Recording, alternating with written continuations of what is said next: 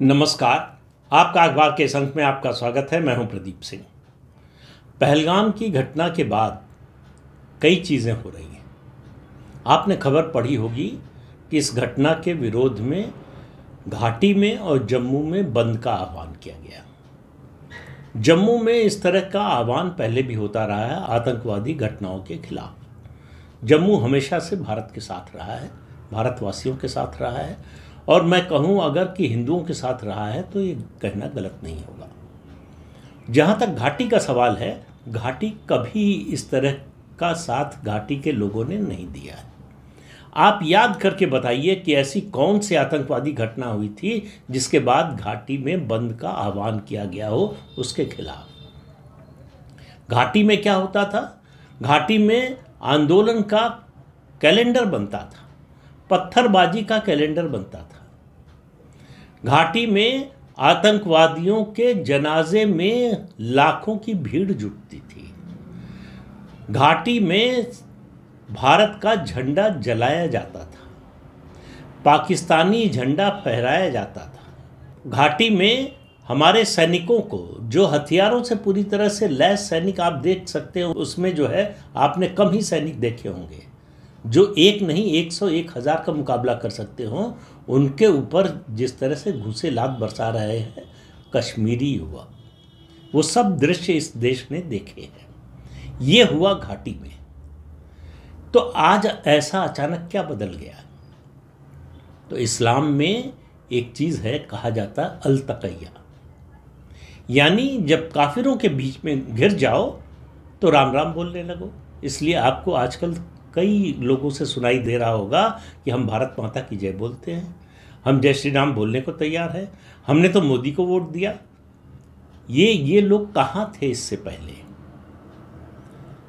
इन लोगों को इससे पहले इसकी याद क्यों नहीं आई? मोदी को तो ये मुस्लिम विरोधी मानते हैं। अटल जी की तो ये छवि नहीं थी, उनको तो वोट दिया नहीं, तो मोदी को क्यों वोट देने लगे? तो ये जो आपने खबर पढ़ी कि घटना के विरोध में, इस आतंकवादी हमले के विरोध में, हिंदुओं पर हमले के विरोध में ये जो बंद का आह्वान हुआ, ये अल-तक़िया है हमको आपको धोखा देने के लिए। सिक्योरिटी फोर्सेस और जो पॉलिटिकल लीडरशिप है उसको धोखा देने के लिए,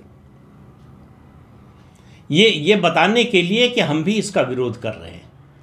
ये विरोध नहीं करते। मुझे बताइए कि ये आतंकवादी अलग अलग जो है खबरें हैं, अलग अलग, कोई कह रहा है कि 15 दिन से, कोई कह रहा है 1.5 महीने से, 2 महीने से उसी कश्मीर में छिपे हुए थे। किसके घर में रह रहे थे? कौन इनके मददगार थे? कौन इनको खाना देते थे? कौन इनके आने जाने की सुविधा उपलब्ध कराते थे? और घटना के बाद इनको भगाने में किन लोगों ने मदद की? ये भी खबर आई है कि पहलगाम में जो छोटे दुकानदार थे उनमें से ज़्यादातर लापता हो गए।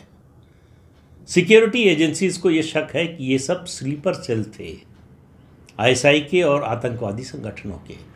क्यों गायब हो गए? कहाँ गायब हो गए?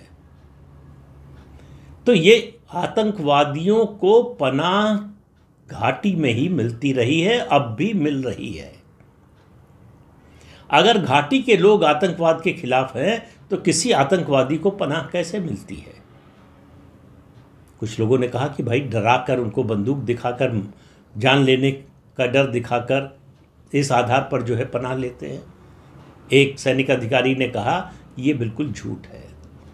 आप डर दिखाकर किसी को 1 दिन, 2 दिन, 3 दिन उसके घर में रह सकते हैं, पनाह ले सकते हैं। 1 महीने, 2 महीने, 4 महीने, 6 महीने नहीं रह सकते। उसको जब मौका मिलेगा, अगर आपके खिलाफ होगा तो जाकर सिक्योरिटी एजेंसीज को खबर दे देगा। ऐसी कितनी घटनाएं आपने सुनी घाटी में होती हुई? और अभी तक जितनी गिरफ्तारियां हुई हैं उन किन लोगों की हुई हैं? किस शक के आधार पर हुई हैं? तो इससे बहुत अच्छी तरह से समझ लीजिए कि घाटी आपके साथ न कभी थी, न है, न कभी होगी। इसलिए कश्मीर न बदला है और न कभी बदलेगा। अब आप कह सकते हैं कि आप तो ज्योतिषी की तरह बात कर रहे हैं कि कभी बदलेगा नहीं। मैं ज्योतिषी की तरह बात नहीं कर रहा हूँ। दुनिया का इतिहास उठाकर देख लीजिए। भारत का इतिहास उठाकर देख लीजिए, जहां भी डेमोग्राफी इस तरह से बदलेगी वहां आप मान कर चलिए कि जिसकी संख्या बड़ी होती जाएगी, और ख़ास तौर से मुसलमानों की बात कर रहा हूँ, दुनिया भर का उदाहरण है, कोई केवल भारत, उसमें कोई अपवाद नहीं है। फिर वहाँ की जो मूल आबादी है उसको भुगतना पड़ता है। वही घाटी में हुआ। घाटी में डेमोग्राफी बदली। जब तक फिर से आप डेमोग्राफी घाटी में नहीं बदलेंगे, कश्मीर नहीं बदलेगा, आप नारा देते रहिए नए कश्मीर का, वो नया कश्मीर कभी नहीं होगा। वो नया कश्मीर होता है अपने धंधे को बढ़ाने के लिए। ये जो बंद हुआ इस गम में हुआ, इस जो है तकलीफ में हुआ कि हमारा धंधा बर्बाद हो रहा है, हमारी आय का साधन कम हो रहा है, क्योंकि पर्यटक नहीं आएंगे इस घटना के बाद। वो जो लोग मारे गए हैं उनकी सहानुभूति में नहीं हो रहा है। अगर आप ऐसा समझते हैं तो आपसे ज़्यादा नासमझ कोई व्यक्ति हो नहीं सकता है। तो घाटी में न कुछ बदला है और न कभी बदलेगा। बदलाव तभी आएगा जब डेमोग्राफी बदलेगी, और डेमोग्राफी बदलने का कोई प्रयास कहीं से नहीं हो रहा है, न तो सामाजिक स्तर पर, न राजनीतिक स्तर पर, और न सरकारी तंत्र के द्वारा। अब तो हालत ऐसी हो गई है कि हिंदू नाम मात्र के रह गए हैं। 1990 की जो घटना हुई, जिस तरह से कश्मीरी हिंदुओं को, कश्मीरी पंडितों को निकाला गया, डेमोग्राफी बदलने की ऐसी घटनाएं विश्व के इतिहास में बड़ी मुश्किल से मिलेंगी। मैंने कल भी कहा था, आज फिर कह रहा हूं, जब कश्मीरी पंडितों के ऊपर हमले हो रहे थे, हत्या हो रही थी, बलात्कार हो रहा था, उनके घर जलाए जा रहे थे, उनके घर पे कब्जा किया जा रहा था, उनको घाटी से निकाला जा रहा था, तब कहाँ थी कश्मीरियत? तब कहाँ थी इंसानियत? तो ये बदले समय का असर है, बदले हुए मन का असर नहीं है। दोनों में फर्क करना समझिए। मालूम है कि इस समय जो सरकार है केंद्र में, और जो राज्य का दर्जा छिन गया है जम्मू कश्मीर का, उसके कारण जो प्रशासनिक ढांचे में बदलाव हुआ है। अब आप देखिए कि पिछले 5-5.5 साल में कितने हजार लोगों को सरकारी नौकरी से निकाला गया है। क्यों निकाला गया है? ये सब आतंकवादियों के समर्थक थे, एक तरह से स्लीपर सेल का काम करते थे, आतंकवादियों को खबर देते थे, सरकार की सूचनाएं देते थे, और बरसों बरस से थे। इनको नौकरी किसने दिलाई? यही अब्दुल्ला और मुफ्ती परिवार ने दिलाई, इसी कांग्रेस पार्टी की सरकार ने दिलाई, जब कश्मीर में रही। तो आतंकवादियों को सरकारी नौकरी में लाने, समाज में प्रतिष्ठा दिलाने में इन राजनीतिक दलों की बहुत बड़ी भूमिका है। तो ये जो आज घड़ियाली आंसू बहा रहे हैं, ये सब छलावा है, बेवकूफ़ बनाने का धंधा है। एक और नया षड्यंत्र शुरू हो गया है। कहा जा रहा है कि एक स्थानीय आदमी था जो आतंकवादियों से लड़ गया, और उसने गोली खा ली, लेकिन जो है आतंकवादियों को रोकने की और जो है बाकी लोगों को बचाने की कोशिश की। उमर अब्दुल्ला से लेकर मीडिया का एक वर्ग है जो हमेशा ऐसे मामलों में हिंदू विरोधी बनकर सामने आता है, और खुलकर आप तो आता है। वो ये चला रहा है, एक मीडिया हाउस ने, बड़ा मीडिया हाउस है, वहाँ से ये शुरू किया गया। उसके माँ बाप को खोज लिया गया, उनका इंटरव्यू कर दिया गया, ये सब हो रहा है। अब मुझे आप बताइए, 26 लोग मारे गए हैं, 26 हिंदू मारे गए हैं। उनके परिजन हैं जो बच गए, जो वहाँ पर थे। उसके अलावा जो लोग बच गए उनकी संख्या बड़ी है। इनमें से किसी एक ने इस घटना का जिक्र किया? मतलब ये घटना ऐसी जगह हुई, इस तरह से हुई कि कोई देख नहीं पाया। सिर्फ उमर अब्दुल्ला को दिखा, और कुछ जो है हिंदू विरोधी, भारत विरोधी मीडिया का वर्ग है, उसको दिखाई दिया। तो ये जो कोशिश हो रही है एक नैरेटिव बनाने की, तो मुझे याद आ गया 1993 महाराष्ट्र, जब मुंबई में सीरियल बॉम्ब ब्लास्ट हुए थे। शरद पवार मुख्यमंत्री थे। 11 जगहों पर बॉम्ब ब्लास्ट हुए थे, सब दाऊद के गुर्गों ने कराए थे। शरद पवार प्रेस कॉन्फ्रेंस करने गए तो उन्होंने एक जगह का नाम और जोड़ दिया, जो बाद में उन्होंने खुद स्वीकार किया। वो इसलिए कि वो हिंदू बहुल इलाका था, ये दिखाने के लिए कि आतंकवादी किसी एक मजहब के नहीं, हिंदू धर्म के लोग भी हैं। इस तरह से ये लोग अपनी धर्मनिरपेक्षता चलाते हैं। तो पहलगाम की इस घटना में सेकुलरिज्म को लाने के लिए ये अभियान चलाया जा रहा है। इस मुगालते में, इस बहकावे में बिल्कुल आने की जरूरत नहीं है। मैं ये नहीं कह रहा हूं कि ऐसा कोई व्यक्ति नहीं हो सकता, कहीं भी कोई चीज 100% नहीं होती है, लेकिन इसके आधार पर पूरे नैरेटिव को बदलने की कोशिश,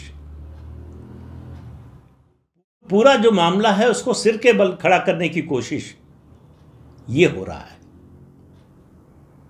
इस पूरी घटना की गंभीरता को कम करने की कोशिश हो रही है, इस हमले के उद्देश्य को ढकने की कोशिश हो रही है। आजकल बड़ी बेचैनी है, पाकिस्तान में तो है ही, मैंने बताया, दहशत है, बेचैनी नहीं दहशत है पाकिस्तान में। भाषा बदल गई है। वो आसिम मुनीर जो बता रहा था कि हिंदू मुसलमान साथ नहीं रह सकते और हम जो है सुपीरियर कौम हैं और कश्मीर हमारी जो है जुगुलर वेन है, वो उसकी भाषा बदल गई है। वो कह रहा मुझे क्यों दोषी दे रहे हैं, मैंने तो ऐसा कुछ किया नहीं। ये वही आसिम मुनीर है, उस समय भी पाक सेना का चीफ था जब पुलवामा की घटना हुई थी, और उनके रक्षा मंत्री ने संसद में कहा था कि हमने पुलवामा में घुसकर मारा। वो जो कसूरी, वो जो आतंकी है, वो क्या बड़े बड़े भाषण दे रहा था। उसकी आवाज एकदम, उसके सुर एकदम से बदल गए, उसकी भाषा बदल गई। अचानक लगने लगा है कि ये आतंकवादी नहीं, कोई जो है संत महात्मा बोल रहा है। पाकिस्तान के रक्षा मंत्री कह रहे हैं कि हमें भारत दोष न दे, हमने कुछ नहीं किया है। पाकिस्तान की सेना अब उनको डर ये है कि देखिए सर्जिकल स्ट्राइक की, ज़मीन के रास्ते आई, मतलब थल सेना ने किया भारत की, बालाकोट में एयर स्ट्राइक की, वायुसेना ने किया। उनको लग रहा है कि इस बार हो सकता है नौसेना का इस्तेमाल हो। अब वो अंदाजे लगा रहे हैं, इधर से हमला होगा, उधर से हमला होगा, किधर से हमला होगा। उमर अब्दुल्ला को डर है कि ये जो परिस्थिति बन रही है उसमें ये भी असंभव नहीं है कि केंद्र सरकार इस राज्य सरकार को बर्खास्त कर दे और असेंबली को सस्पेंडेड एनिमेशन में डाल दे, पूरी तरह से सत्ता केंद्र के हाथ में आ जाए जम्मू कश्मीर की। ये एक संभावना है। मैं ये नहीं कह रहा हूँ कि ऐसा होने वाला है कुछ, मुझे इसकी कोई जानकारी नहीं है, लेकिन अगर आप मेरी माने और बहुत से जो सुरक्षा विशेषज्ञ हैं उनकी माने, तो उनका मानना है कि भारत सरकार ने 5 अगस्त 2019 के बाद सिर्फ एक गलती की, बहुत बड़ी गलती की, जो जम्मू कश्मीर में चुनाव कराया। विधानसभा चुनाव नहीं कराना चाहिए था। जिस आतंकवादी अलगाववादी नेटवर्क को आप खत्म करना चाहते थे, उसको फिर से जीवित होने का मौका दे दिया आपने, और उसका नतीजा दिखाई दे रहा है। तो उमर अब्दुल्ला की बात में मत आइए, वो भटकाने की कोशिश कर रहे हैं। वो दरअसल आतंकवादियों को बचाने की कोशिश कर रहे हैं। ये सब लोग जो इस घटना के महत्व को कम करने की कोशिश कर रहे हैं, इसको नए नए तरीके से, नए नए एंगल देने की कोशिश कर रहे हैं, ये दरअसल सब उन आतंकवादियों के और पाकिस्तानियों के समर्थक हैं। उनको बचाना चाहते हैं। इन सब लोगों को एक बात समझ में आ गई है, प्रधानमंत्री के बयान से, उनकी घोषणा से, बल्कि 2 बातें। एक, पूरी दुनिया इस समय भारत और प्रधानमंत्री नरेंद्र मोदी के साथ खड़ी है। दूसरी बात कि नरेंद्र मोदी ने जो तय कर लिया है उसका नतीजा पाकिस्तान को ऐसा भुगतना पड़ेगा कि इनमें से ये जो समर्थक वर्ग है भारत में, जो पाकिस्तान है, उसको समर्थन के लिए उसके मुंह से आवाज़ निकलना मुश्किल हो जाएगा। वो बदल जाएगा ऐसा मैं नहीं कह रहा हूँ, ये कभी नहीं बदलेगा। जब तक भारत सरकार इन्हीं कानूनों के तहत या नए कानून बनाकर इनके खिलाफ एक्शन नहीं लेती, तब तक कोई बदलाव आने वाला नहीं है। ये लोग लातों के भूत हैं, बातों से मानने वाले नहीं हैं।